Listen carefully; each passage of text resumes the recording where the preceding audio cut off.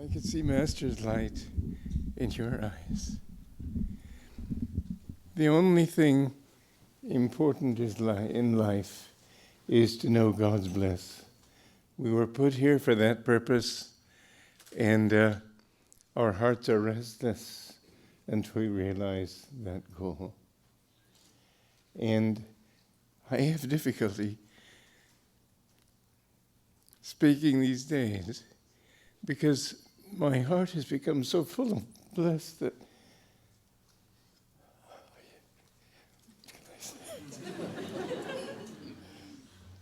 what can I say? It's wonderful to be with you all and to understand and feel that this same brotherhood that we have through colonies, there's not 7 colonies, it's 8 colonies. And thank you. I feel like an absolute jerk, but I can't help it.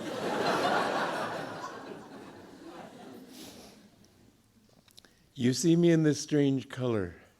Do you like it?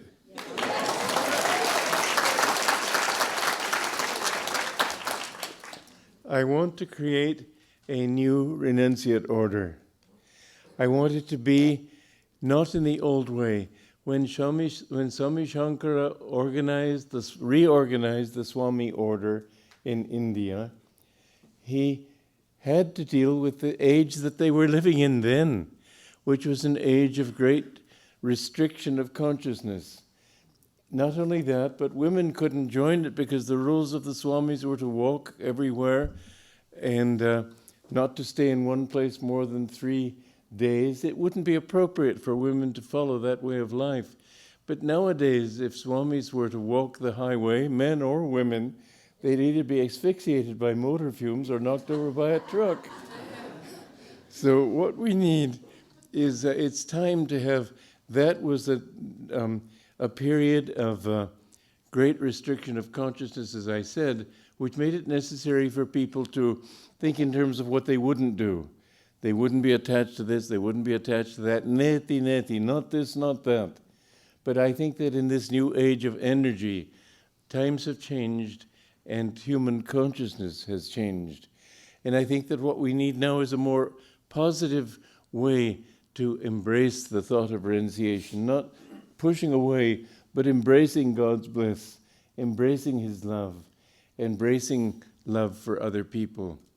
And in fact, the greatest reason that we have for loving everybody is to see that no matter how evil they may be in their actions, everybody is looking for just 2 things. One, to avoid pain, and the other, to find happiness. And happiness is just a human dimension of bliss. Everybody, because the best definition of God that was ever given was Satchidananda, ever existing, ever conscious, ever new bliss. And this is what God is above everything else, even above love. Love is a manifestation of bliss. And so we, in understanding this positive aspect of God, we have to see too that everybody is basically seeking that bliss because that's what we've come from. St. Augustine, I think it was, who said, "Thou hast made us for thyself, and our hearts are restless until they find their rest in thee." And if you want to correct that, please do. Because I forget exactly who said it, but it was one of those big boys there. And the thing that we're restless for is we all want this bliss. And this is why we should love everybody, because everybody is looking for the same thing. In Autobiography of a Yogi, Master met this one man who said that the one thing that unites everybody is the stalwart kinship of selfish motive. That to me is not satisfactory. Of course we all have selfish motive as long as we have an ego. But the real kinship of all beings, not just men, is that they all are seeking bliss. This is the right explanation of evolution itself. Life itself is always evolving toward finding that perfect bliss. And so, in this new renunciate order, I want to have women obviously would belong. There's no difference between men and women as far as their worthiness goes. And this is a great mistake that you find in India, that they think that women are not qualified. Well, of course they're qualified. If they can't walk the highways and be bowled over by trucks, that doesn't make them less worthy spiritually. It's absurd. But I would like also for married people to become swamis. And I have some slightly selfish motive in this, in that I don't like being the only Swami at Ananda. And there's another reason for it. Some man has been pushing me for years to make him a Swami, and I can't give him that leg up in the organization. So I've had to think about some way of bringing this thing to a higher level. So what you see here is, the reason I'm wearing blue is that orange, which is the traditional color for swamis there, gero actually, but orange is as close as you can come in normal coloring. Orange is the color of fire. And the idea is that you burn up all your desires, burn up all your attachments, burn up, that's why I said neti, neti, not this, not that, get rid of it all. I had, in fact, a funny thing happened to me the other day, because I've often told people that one of the best things to do is every night before you go to bed, mentally build a bonfire and throw into that bonfire all your attachments, all your desires. And this woman said that I kept throwing my house into that fire and the house burned down. Well, I said, no, not your house, your attachments to it. I'm not trying to start a worldwide conflagration. So anyway, orange is a good color for that renunciation of everything. And blue, however, is a more loving, expansive, calm thing. It's more positive, and I like it better. There's another aspect to it, though, too. I have met a lot of swamis in India who are absolutely egotistical. And one of the problems they've had is that it's customary in India to serve swamis. And swamis develop this attitude of being served. Well, that's not good. They should be there to serve people. They're not there to be served. There's a whole need to, in this age, now that we can understand. You see, back in those days, there's no way of saying you're the same as you were, something like that. Now we know that matter itself is a manifestation of energy. And many scientists, including Max Planck in Germany and others, have said that, in fact, matter seems suspiciously like consciousness. Everything is consciousness. I remember back in Charleston, South Carolina, I was studying playwriting. That was my thought, to become a playwright. I gave it up when I realized that, first of all, my purpose in writing plays was to help people to know truth. Secondly, I didn't know truth myself, so why flood the world with my ignorance? So I gave up writing. But I remember I took this walk out into the night one evening, and I asked myself, what is God? I had always tried to avoid him because it didn't make sense that he could be a sort of a stern judge, judging us for doing wrong and clapping us into hell for eternity. I mean, just think of eternal hell. Just think of somebody who, let's say he's been born in a slum, and he finds that for his own safety he has to join a gang. And in some gang war he shoots somebody, and then at the age of 18 he gets shot. So he goes, you know where? Well, after 3 billion years, somebody says to him, well, what are you down here for? Well, gosh, I don't quite remember.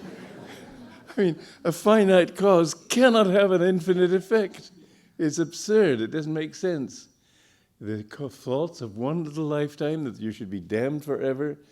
This is a very good argument for reincarnation also. It takes time to, it takes even a lifetime sometimes to overcome one major fault, and maybe several lifetimes.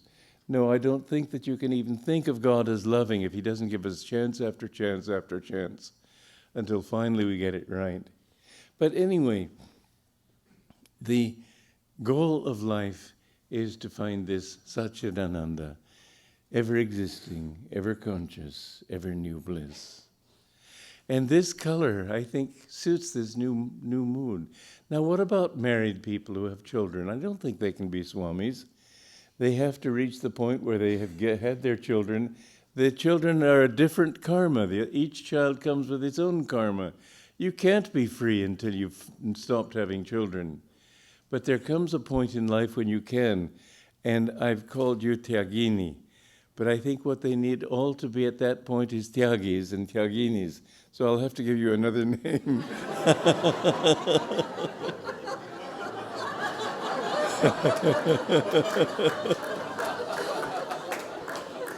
Because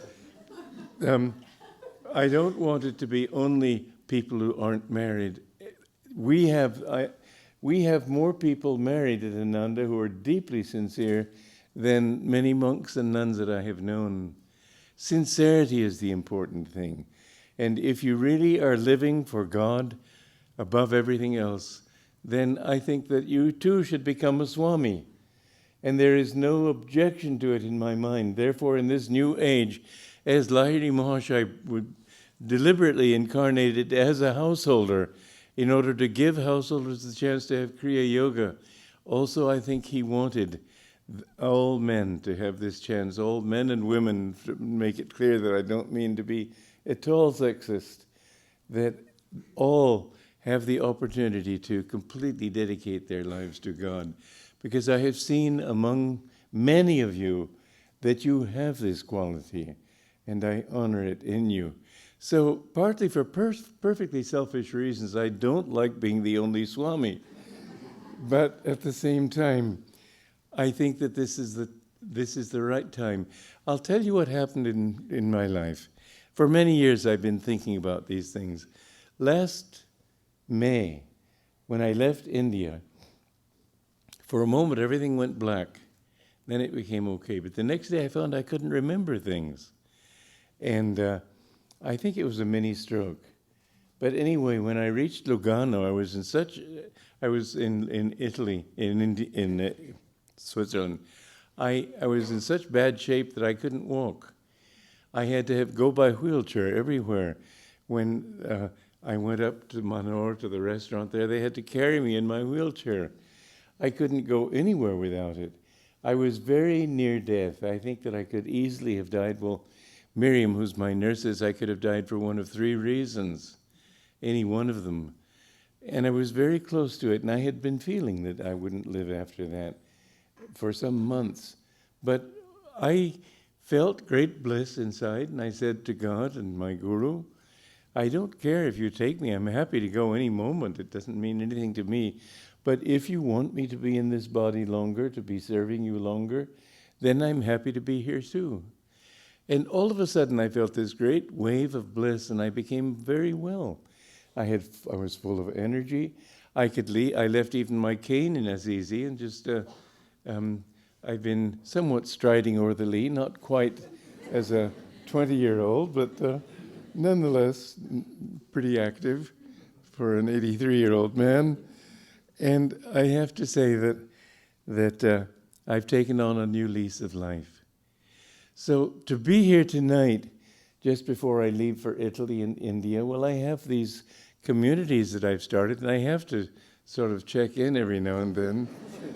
But last year when I was here, I wasn't able to come down to Sacramento. That's how ill I was. Now I could easily come, and I'm happy to go to all the centers that I can and visit Italy and so on.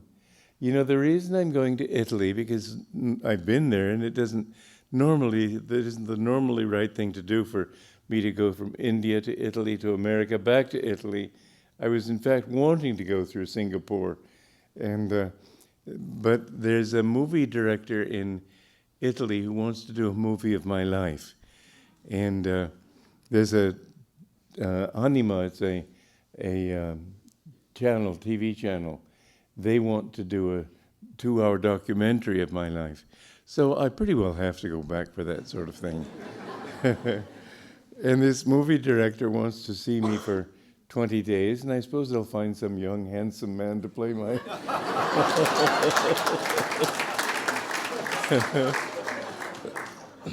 But I have to say now that this is my 61st year of discipleship. And I have to look back over years. There was a film crew that came up to Ananda just a couple of days ago. They're doing a movie on Yogananda's legacy. And they asked me, do you have any regrets? I said, none. I am so grateful for everything that has gone in my life. Yes, I've had my tests, but they've been the best thing that ever happened to me. Every one of them. Mind you, when you go through hard times, you think, oh, why is God doing this to me and so on? Well, I didn't have that thought. But I must admit, when I was thrown out of SRF, it was a great tragedy for me. And I wondered even for a while if my guru had abandoned me. And I said, well, you may abandon me, but I won't abandon you. And I came in time to understand it was the best thing that ever happened to me. And as I look back to over all my tests, and I've had my number of them, I have to say every one of them was a blessing. Remember this, that in this world, God was able to create the universe on the principle of duality, Dvaita.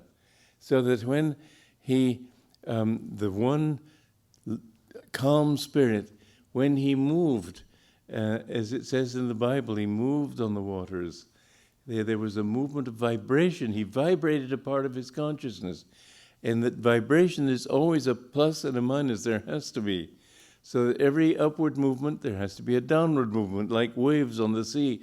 You can't change the level of the ocean by having one high wave. There will have to be a corresponding trough. And so in this world of duality, every single thing, thoughts, everything, not just physical things, are ruled by this principle of duality. And if you have a hard time, which everybody goes through, don't think, why has God abandoned me? Just think, there's going to be some lesson that I have to learn. And be patient. It takes a little while sometimes. But don't worry. Those tests that you go through are the best thing that you have, the best thing that you go through, because they teach you lessons that you need to grow. And when I look back over my life, yes, I've had hard times. Yes, I've had much stress in my life. I'm grateful for all of it. And had I remained in SRF, I wouldn't have been able to write all that music. I wouldn't have been able to write my 100 or so books. I wouldn't be able to take my 15,000 photographs. I wouldn't have been able to build these 8 communities. I wouldn't have done anything. What a blessing it is for all of us. And I wouldn't have you all. And it's it's a great joy to be with you. Now, what I wanted to do today was, because you're not going to see me very soon, I hope to be back in a year, but I'd like to give you a chance also to ask questions if you want to ask any. So,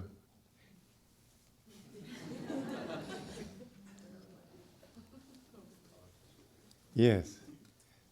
I have a question, Swami. Jyotish, you come here. I'm hard of hearing. Now I spring it on you. My question is, as a young person, I feel a lot of energy, and I wonder, what should the main focus of the energy be? Meditation or activity? Come here. As a young person... Come on the left side. I Okay. hear better on the left. As a young person, she feels a lot of energy, and what should the main focus be, meditation or activity? If you meditate in the right way and if you act in the right way, both are to please God. And we should try to, of course God is always pleased, but by offering ourselves, the most important thing you can do is get rid of this sense of I'm separate from somebody else. I am not myself. I don't really exist, except as a bundle of self-definitions. But everybody is really just an expression of the same God. God is it's sort of like many pieces of broken glass in the sunlight. Each piece is different, but they all shine with the same sunlight. And so in all beings, God's bliss is present and evident. So whether you meditate, which is a good thing to do at least an hour a day, half an hour a day, 15 minutes, I'll bargain with you.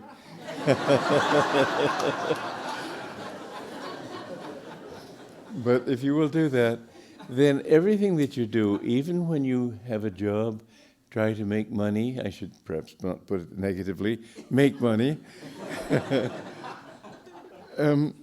you can still do it for God. So those who work in this world, can you think of their work as useful work?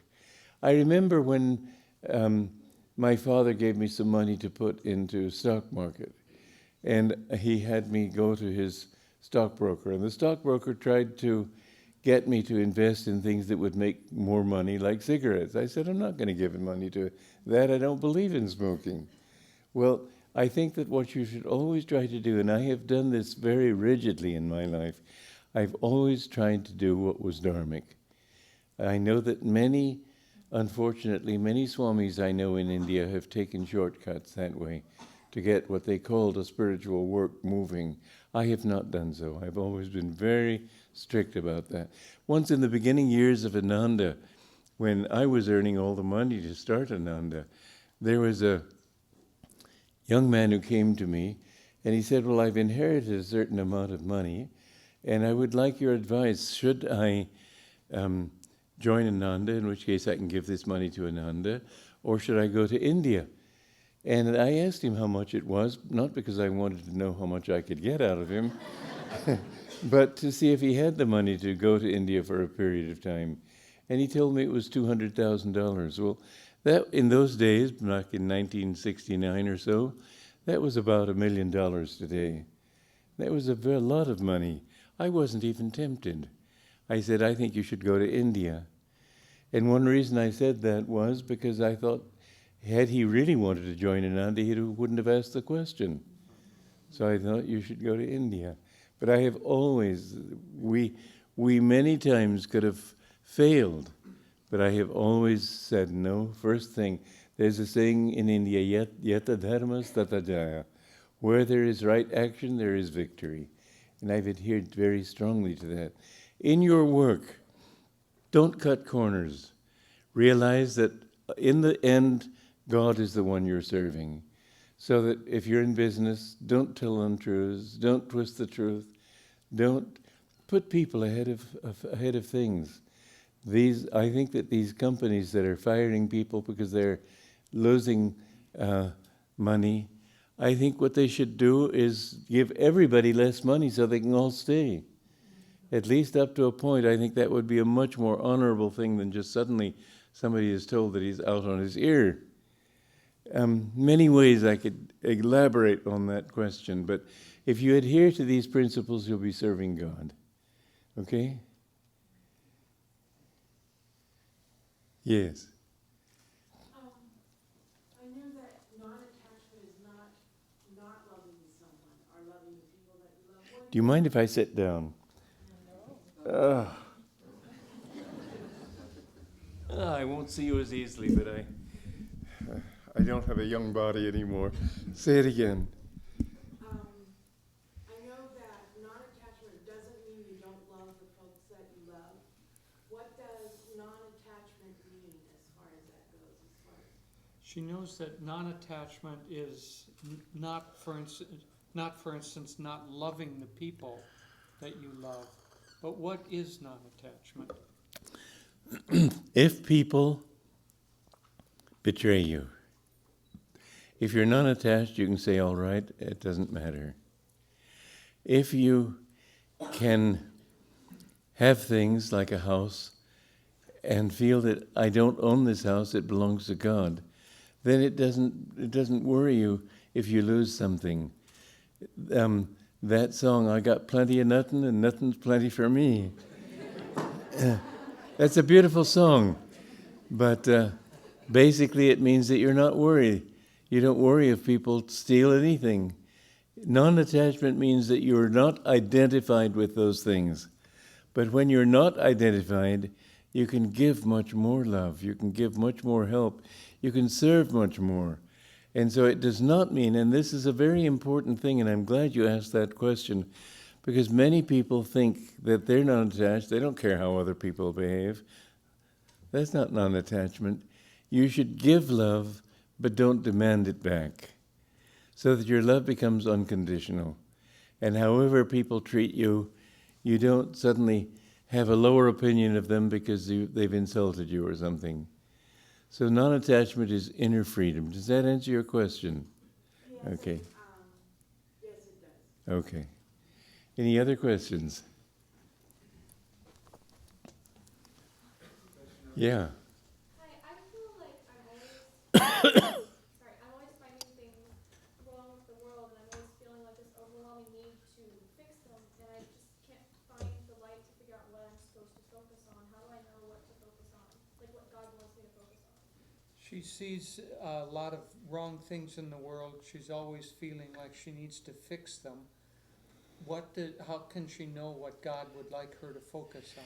You know, this world is not perfect. You can't make it perfect by wishing it so. Henry David Thoreau said that if you see a wrong in the world, you've got to do what you can to correct it. There are too many wrongs.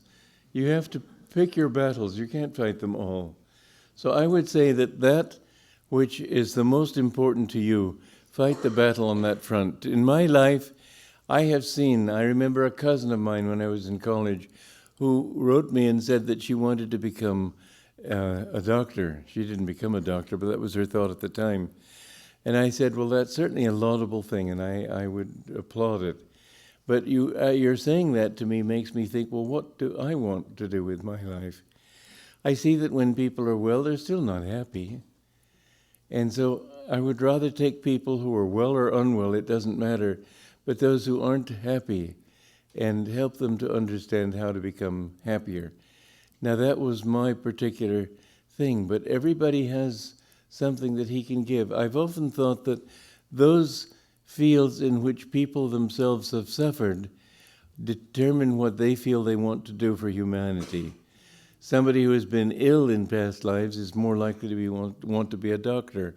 Somebody who's been crazy may want to be a psychiatrist. And I mean, you can say that so many of them seem crazy even today. But the truth is that that's why they feel that compassion. They've known what it is to go through that situation. It's people who have had no money, they want to help other people that way. But in my life, I have suffered mostly spiritually. The thought of, well, what brought me across the country, when I had that night in Charleston, when I was thinking, what is God? And I realized he has to be conscious.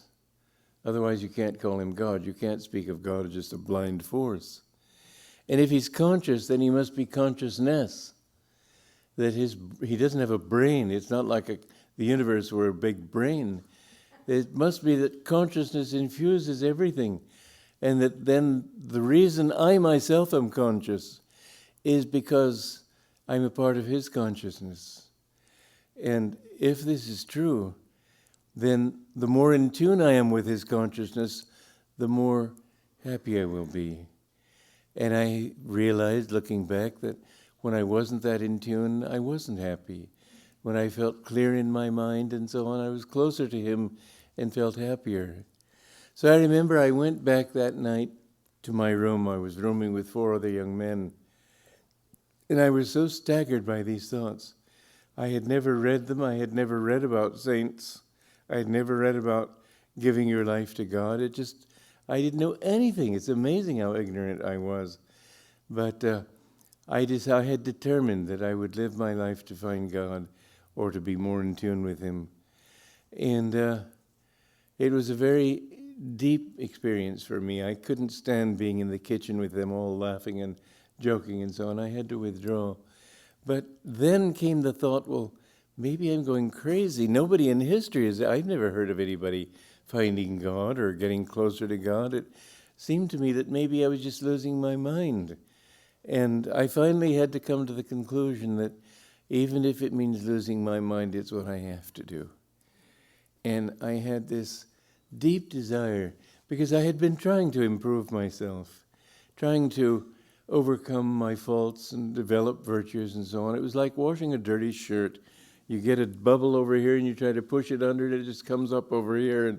And I realized it's just the attempt to become perfect was just impossible. I couldn't begin to overcome the things. And then another real worry came into my mind, that I see everybody around me, and I thought, I'm potentially like him. If he's a crook, I have the potential to be a crook. I have the potential to be a murderer. I have a potential to do anything that any human being has ever done. And I have the potential to rise also. But I felt this desperate need to know God.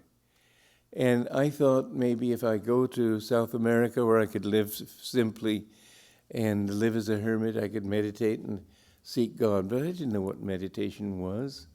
I remember, and this is an interesting thing for you to keep in mind as a practical teaching, I was smoking at that time. I was 21, and I decided that if I'm going to be a hermit, how can I smoke? I can't go to town and buy cigarettes. And so I decided to give it up. Well, every time I'd have coffee after my lunch or something, I'd remember how nice it was to smoke while having that coffee, and I would go back. It was like what Mark Twain said, that smoking's the easiest thing in the world to give up. I've done it 1,000 times.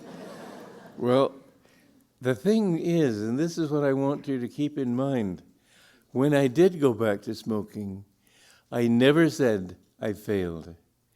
I always said I haven't yet succeeded. That's a very important thought in your mind, that every time you make a mistake, and who doesn't, always say, I haven't yet succeeded. Don't identify yourself with your mistake. Identify yourself with your aspirations. Well, anyway, I remember I was still living in this Charleston apartment after a year, and I remember one of my roommates came into my bedroom one night before I went to bed, and I said to him, well, I've given up smoking. And he said, oh, I've heard that one before. And I said, it was very serious. I had a half-empty packet of cigarettes in my pocket. I passed them out for 2 weeks until they gave out. I had not the slightest desire ever to smoke again. So remember, no matter what your faults are, if you keep on trying, you are perfect. You are essentially a saint. Yogananda used to say that a saint is a sinner who never gave up. But anyway, that's a very important point to keep in mind. Babaji, Jesus Christ, none of them have come into this world to tell us how great they are. They've come here to show us our own potential for greatness. And every one of you has that potential. And I see it in your eyes. And it's why I'm willing to give up my life, if necessary, to help you to find that. But when I remember, I didn't know anything about Indian philosophy, although my discovery was of a Vedantic truth. But I remember it was very interesting. My karma must have been good in this case, because before I found Yogananda, my father went to Egypt. He was posted there to conduct oil exploration there. He was a geologist. And the day that I put my mother on the ship to join him in Egypt, they didn't fly in those days, they took ships. But the very day I put her on the ship, I went uptown New York, and I went into Doubleday Duran, as it was called then, on Fifth Avenue. And there I found Autobiography of a Yogi. And that book absolutely changed my mind. And one of the things that changed my mind was the discovery that finding God is not just finding peace of mind, which is the most I'd imagine you could ever get if you're seeking God, but there's such bliss and such love and such an overwhelming feeling of the joy of being in Him. And I took the next bus across the country. It was a very big step for me. I had never heard the word guru. I had never heard the word yoga. I'd never heard the word dharma or karma or any of these things. These words are normal to your experience today, but in those days, at least I had never heard of them. But in 1 week, I changed completely.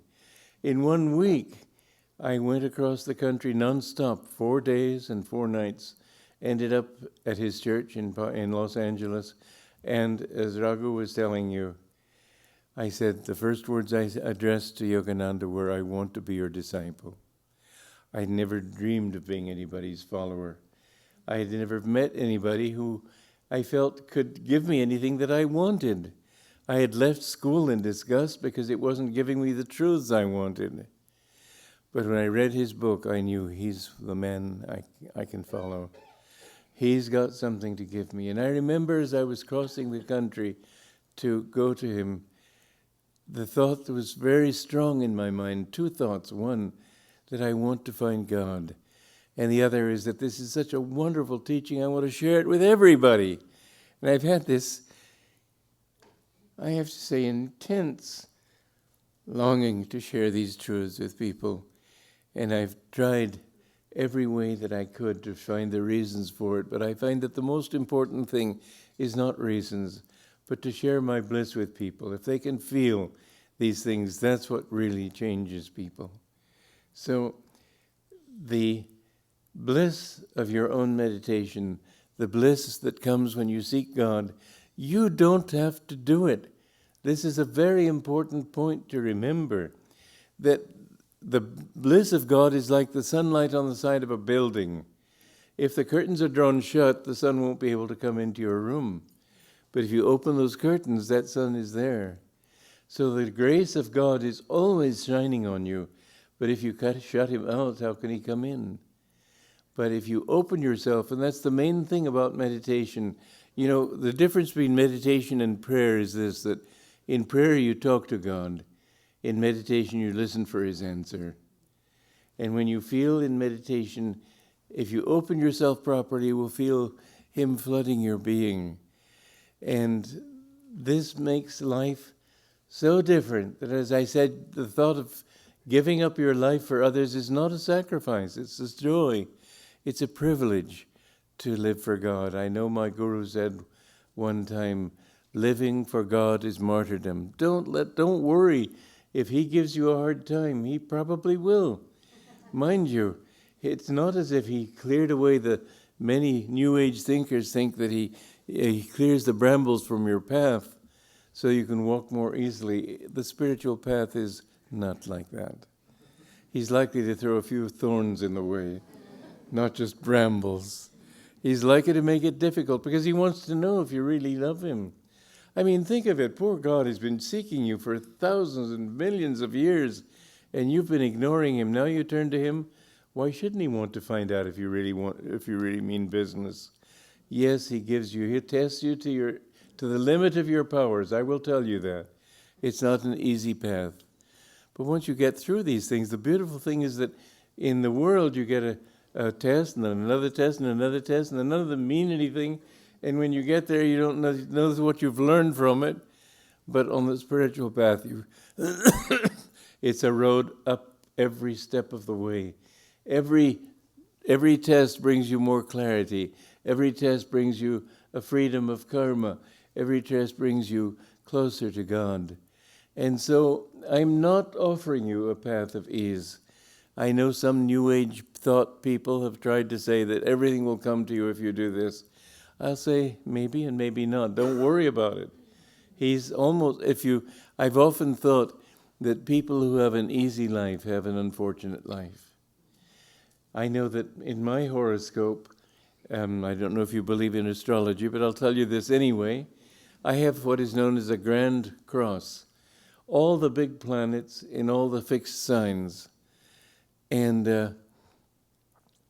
I know there's an astrologer in Germany who says, I don't know how he can stand it. Well, to me, it's not that hard. But the thing is that if you meet these things, they make you stronger. Be thankful if God takes enough interest in you to test your life. Say thank you, God. Don't blame him. First of all, it's because it's your own karma. Second, if you really are sincere, he'll try to help you to clear it up quickly. So I'm offering you a hard path. But I'll say this, it's the only path that works. You can make money. Somebody asked Howard Hughes, the wealthiest man in the world in his time, "Are you happy?" Just a week before he left his body, he said, "No, I can't say I'm happy." If you look at any path that people follow, nobody who reaches the summit of his success in his path, nobody says he's gotten what he wanted. There's always something more. You always want a little more of a, there's always something wrong with it. I'm not going to go into details because there's so many wrong things. How many years do you live on this path? How many years do you live in this body or these bodies? I would say a few billion years. Seriously. It takes 5 to 8 million years, lifetimes, to reach the human level. And after that, well, man has the intelligence to go down as well as up. Yeah, it's not so easy. Now that you've come into this room, now that you're a part of this community, now that you're interested in these teachings, take it very seriously, because it is the only thing that works. No other path will give you what you're looking for. If you look at the different paths of people that people have followed in life, there's only one class of people who say yes, they've found what they wanted, and it means so much to them they're willing to give up their lives to help other people to find it. And that is the saints, those who have known God. And you look at yourself and you say, well, saint, I could never be a saint. Yes, you could be. You could be. You have to be. It's your duty to be. You are a child of God, and you will not be happy until you've finally found him. And it's easy to find him. You know, I've used the illustration before, and it's a very good one. If you have a lake that is covered with ice, you can't break through that ice break through the whole ice. But if you drill at one point, you can get down into the water. And if you drill at that little point of your own ego, if you can understand that he is the one who is thinking for you, through you, acting through you. I remember I was in Hollywood Church many years ago, and some woman said to me afterwards, "Oh, what a wonderful sermon that was." And I said, "Well, God is the doer." She said, "Really?" As if as if to say, "Well, I knew it was good. I didn't know it was that good." Well, that isn't what I'm trying to say. I'm not saying that God will that you'll do a great job if you let him do it through you. He has to work through filters, and you will filter him better or worse, depending on who you are. But you will find this, that the more you let him do it through you, the more you will find he can do a lot through you. You know, I haven't had, most people when they think, when they try to do anything, they use their reason. I've used my intuition. When I want to write a song, for example, I've given up writing songs now because I feel that I've written all the songs that I need to sing, need to write. But when I wanted to, I would say to God, I need this, I need the song to say this, this, this, and this. Then I'd offer up the thought to him, and immediately I would have the melody. I didn't have to think it through. It just was there. One time I did a slideshow of Romania, and because most people think of Dracula as a Romanian phenomenon, actually in Romanian Dracula means devil. And the beginning of that idea was that just as you have William the Conqueror and Charles the Fat and different kings and so on. So this king in Romania centuries ago was called Vlad Dracula, which means he was Vlad the devil. But in Romanian, if you want to curse somebody, you say, "Sefir al Dracula," go to the devil. Well, anyway, I wanted to do something just for the fun of it. It was only for fun. Mind you, these inspirations that come from God don't have to be terribly serious. But I wanted to do something that would give a melody that would give the sense of Dracula. So I didn't know what to do. That's not my normal state of mind. And so I put my fingers on the piano, and I said, "Well, God, give me a melody that says this. Bum, bum, bum, bum, bum, bum, bum, bum, bum, bum, bum, bum, bum." And it was great fun. And you can't say it was beautifully inspired, but why should God always inspire you with solemnity? He can give you joy, He can give you fun, He can... If you ask God to guide you, you don't have to start wearing a long face. You'll find that in everything you do, there's much more fun. And this is another reason why I like this color, because it's more fun.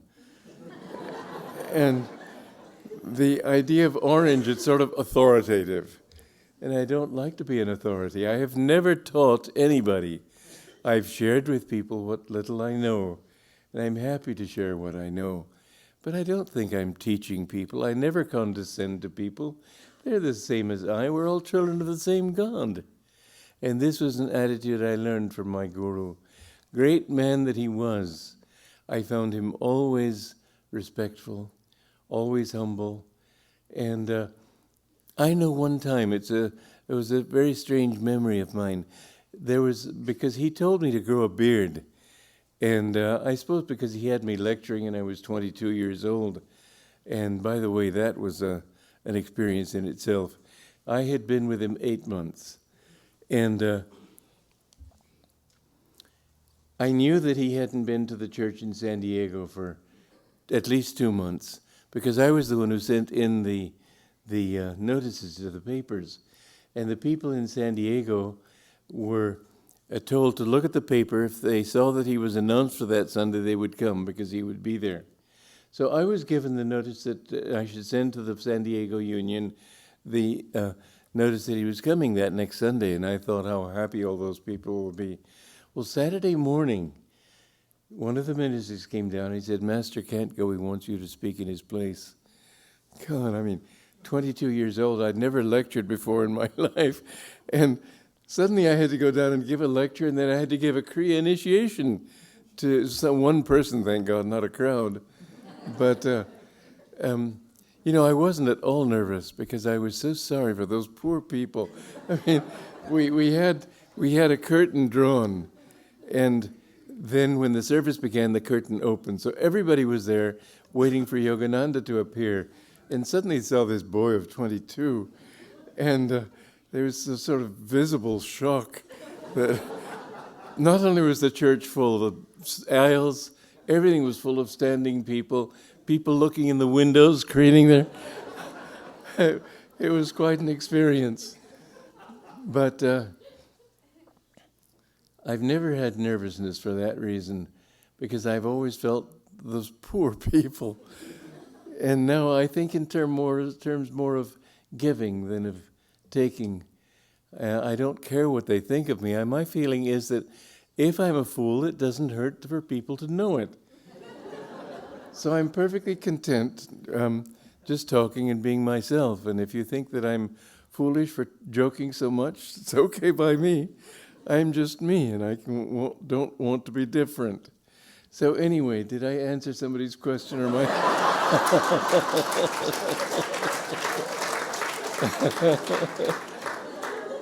God knows what I'm talking about. Yeah. Swami, before you go tonight, can we meditate with you? Yes, I'll be very glad to. Yeah. But we don't have to go yet. Yes. You were talking about the working through the filters. I've been meditating for a while, and I receive, a lot of messages, and also I can go in very high states of consciousness, and I can feel it's the truth. And some of my messages are vibration in my mouth and here, and and my body will jerk. And sometimes I have doubt on those messages when that part, but when I go into a complete state of peace and expansion and everything, I said, okay, now that's really the truth. But the other one, I'm dealing with a doubt in those other vibrations. Doubts can be positive or negative. Negative doubts are just judging. It can't be. Positive doubt is asking yourself, is it true? To what extent is it true? You may receive guidance to go north, but if you're listening as you go, you may get guidance at the next corner to turn east. And so we should always listen. But I'm very pleased for you that you have that feeling of guidance, and never presume on it. Always hold it in a certain amount of awe and respect, because you can be wrong. But the more you experiment and see, well, is it working? Look at the results. One time, Yogananda had a man come to him and said, I go into cosmic consciousness. So Master could see that he didn't, but he knew it wouldn't help him to tell him that. So he said, come into my room and meditate with me. So finally the man sat down in his room, and his eyes were blinking. It showed mental restlessness. And finally he couldn't stand it any longer, so he said, well, why don't you ask me where I am? The Master said, well, tell me, where are you? He said, on top of the dome of the Taj Mahal. The Master said, well, there must be something wrong with your own dome. I see you sitting right here. So the man actually had a very powerful imagination, and he thought it was true. And so Master said, well, if you can go to the Taj Mahal in India from New York, why don't you go downstairs in this hotel and tell me what you see in the restaurant in this hotel? Well, the man thought he was actually having these experiences, and so he described the downstairs, and he said, there's a piano here and a few things. And anyway, Master said, no, it's this way, and he told who was sitting where and so on. And they went downstairs, and he saw that Master was right and this man was wrong. So from that demonstration, the man could see that he was sincere, he was good, but he was wrong. So with your intuitions, always test them. Don't let wishful thinking guide them, and you'll find you're becoming more and more clear that way. Okay? There was someone over here? Yes. Swamiji, there's a story in the AY of an autobiography where Master says to a disciple something about, I lost you for a number of lifetimes, but now I'll never lose you again. And I'm wondering how we are to understand that story. I mean, is it possible? It's strange that you ask that, because I don't remember it in the autobiography, but I do remember it in the New Path. Maybe it's in your book. Yes. It was Mr. Quaron, the head of our center leader, I should say, in Mexico City. An interesting thing was that he didn't have a job for a long time. He had enough money to live well enough, but he was the center leader there, and he was offered a very good job in Matamoros. And he wanted to go down there, but he decided to ask Master first. And Master's answer came back, absolutely don't accept that job for any reason at all. And he was sort of shocked, but he obeyed Master. And it came out a week later that that company was exposed for fraud, and the person who would have who took the job he was offered went to jail. Although he wasn't culpable, he was in that position, and so he did. So Master preserved him from that. He was very close to Master, but Master said to him, I lost touch with you for a few incarnations, and now that you've come back, I won't ever lose touch with you again. And every now and then Mr. Coron would say to him, you remember your promise, Master? And Master said, no, I'll never lose touch. But you know what happens is, I asked Master this question once, because Norman Paulson had a vision. Whether it was true or not, I have no way of knowing. He said that it was on Lemuria. I don't know if Lemuria ever existed. It was 80,000 years ago. I don't know if it existed 80,000 years ago. I don't know anything. But he saw himself with Master then, and whether it was a true vision or not, I don't know. But I was appalled to think that I could have been with Master for thousands of years and still struggling here. And I said, Master, have I been your disciple for thousands of years? He said, it's been a long time, that's all I'll say. I said, well, I didn't want to think I was the only laggard on the scene here. So I said, well, is it normal to take that long? He said, oh yes. Desires for name, fame, different things, take them away again and again. And so what we find is that you come to the spiritual path. Mind you, it's one time, I think it was Norman Paulson who asked him, I shouldn't say, I think so. He asked him one time, he said, Master, I don't think I have very good karma. Master answered him very seriously. He said, remember this, it takes very, very, very good karma even to want to know God.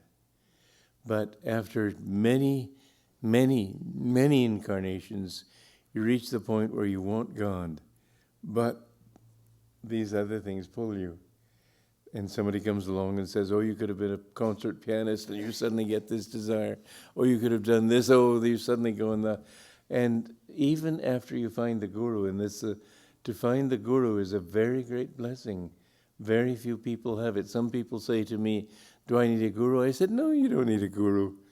But once you know that you need God and you want God, then you need a Guru. Like some young man who came to a saint and asked him to take him as a disciple. And the master took him down to a river and held his head under water. And he finally let him up, and the man was spluttering, the young boy was spluttering. And he said, what did you want more than anything else? He said, God, air. And the Guru said, when you want God like that, come back. It takes a long time, but once people come on the path, very often they are pulled away. I find myself extremely blessed in the people that I have attracted, because I cannot see them turning their backs on the spiritual path. I think that there is a very good karma on my part to have attracted you all, and a very good karma in your part that you have, once finding this path, you've stuck to it. But naturally we see people coming and going, and it can take a few lifetimes. And Master at that time, they wandered in their desires and so on, and then finally came back. But he was always there, keeping that thought in their minds. When I met Master, he said, I give you my unconditional love. He said, will you give me your unconditional love? I said, yes. He said, when I met my Guru, he asked me for my unconditional love. And I said, how could I love you unconditionally if I find that you're not a Christ-like Master? Now, I don't think Master really said that. I think he was saying it to me, because in my past lives I've had many, many doubts. It's what's made me a good teacher in this life, that I have resolved those doubts. I don't have them anymore, but I don't think anybody could have a doubt that I haven't had, and so I can understand them. Anyway, where was I? The Master said to Sri Yukteswar, Sri Yukteswar said, I don't want your love, it stinks.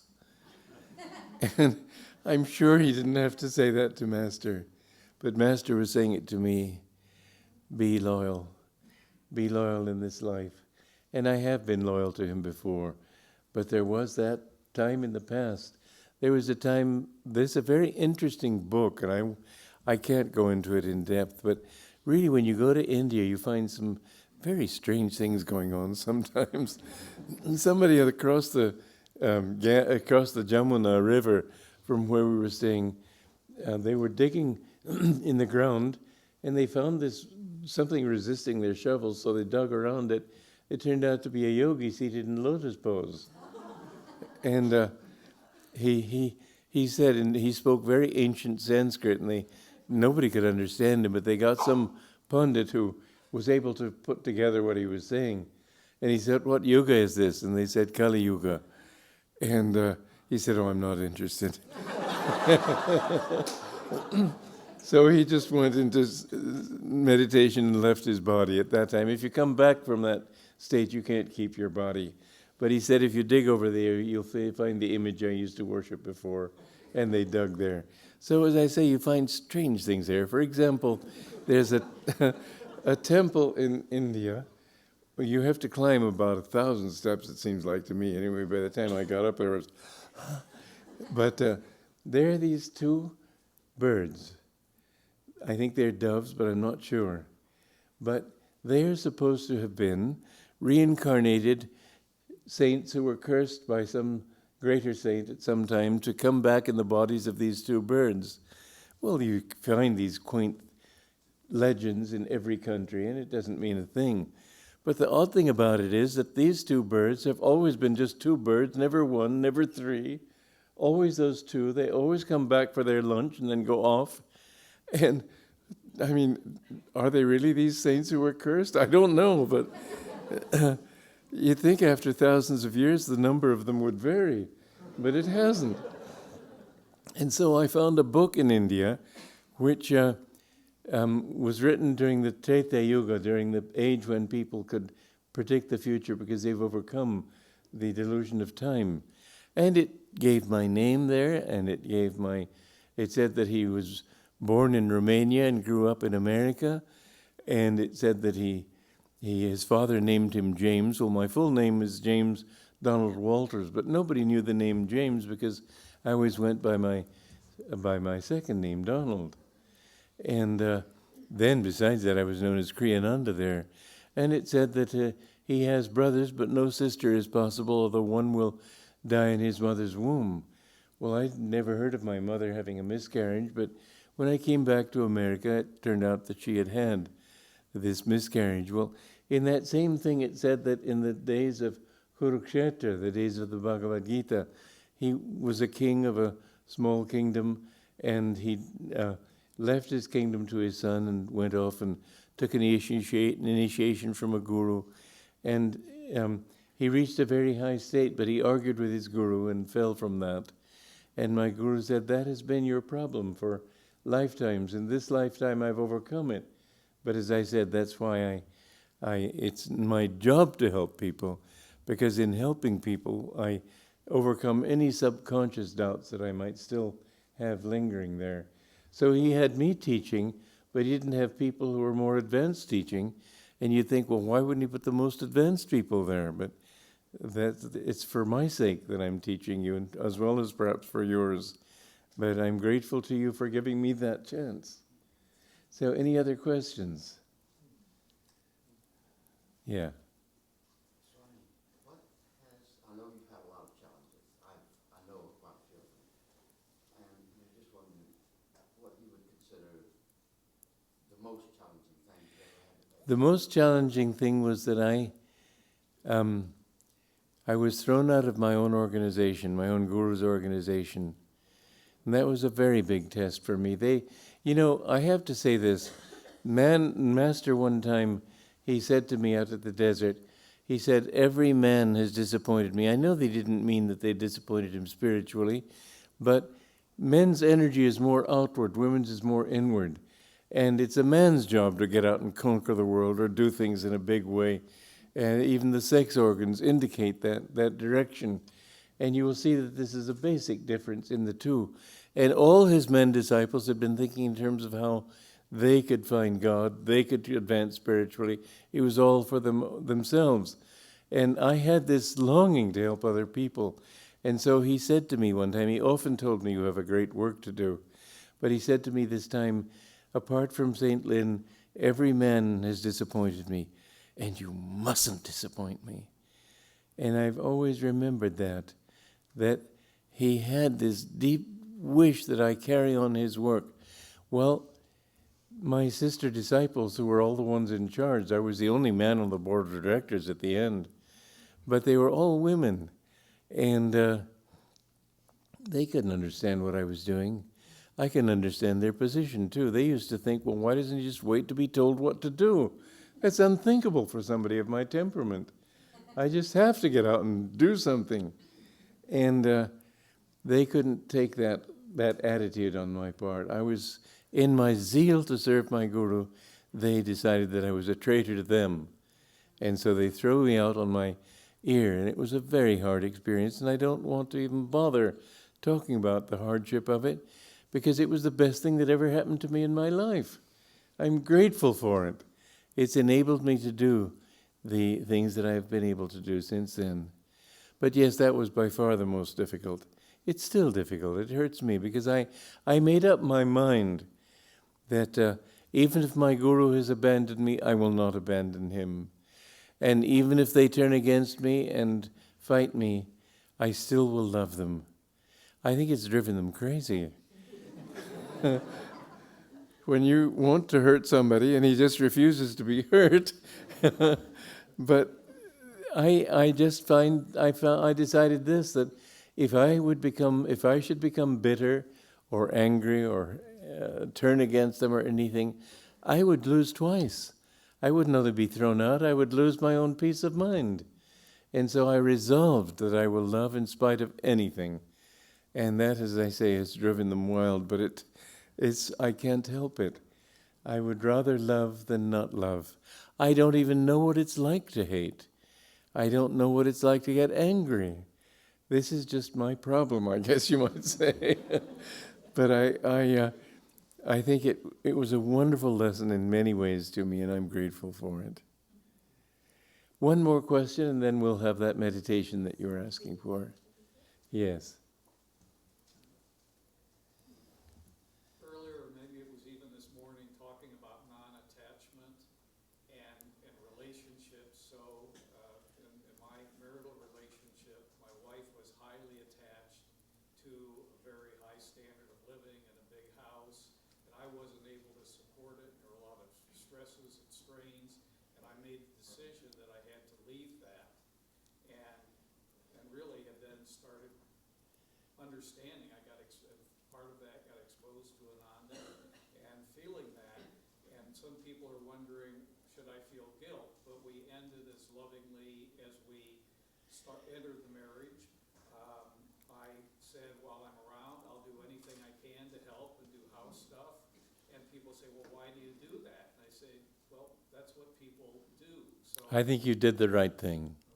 In the Indian scriptures, they say that you should remain loyal to your wife or your husband, but if he is foolish, worldly, materialistic, or selfish, then you should not have to stay with that person. It's right to say that God is my true purpose of living. I'm not here in this life just to help another human being. So you did the right thing in this case. And the fact that you could remain friends, I think, is excellent. But I was remembering one time Yogananda said he was a young man, and this saint he went to in Bengal said, "My boy, are you married?" And Master said, "No." And the saint said, "You're on the safe side."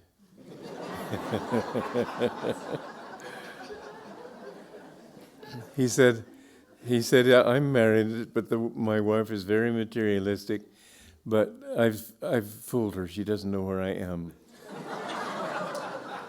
That didn't mean that he'd run away from her. That meant that he was in himself, he was with God, and she couldn't reach him there. But it's harder to think of God when you're having to relate to somebody. I know the Rajasi, in the beginning, he was married. He had to go into the bathroom to meditate. His wife didn't understand anything about these things. So I'm all for marriage if it works, but I'm not so sure I'm for it if it doesn't. Men in those days didn't wear beards. A few do now, and you and a few others, but it was unheard of then. And I would sometimes go down the street and people would shout out, "Fidel Castro!" But because of my beard, I guess somebody in the Masonic order decided that I looked like Jesus Christ. And so they had a tableau for the ordination of new officers or something or other. And they had me there act the part of Christ at Gethsemane. And all I had to do was sort of sigh and lean heavily over the rock and get up and sigh again. It was nothing much. However, afterwards there was sort of a big fracas, and half the people walked out in anger over some political thing in there. So Master afterwards asked me, "How did it go?" And I said, "Well, sir," he said, it was a disaster, wasn't it? And I said, "Yes." He said, "Don't talk about it." And then he said that the people were saying that you look like Jesus Christ. And I said, "Well, I would rather be like him than look like him." And this is the point I wanted to make to you, because he would have said this to any one of you. That will come. Don't think of yourself as a limited person. You are a child of God, and you can become like Christ. They were born into this world to show us our potential, and everyone in this room has the potential to be like Jesus Christ, or like Babaji, or like Krishna, or like Yogananda. So keep that faith in yourself. In spite of all your faults, it's just mud over the gold of your own existence. And Ellen, you want to come here a moment? I don't often get a relative here. So.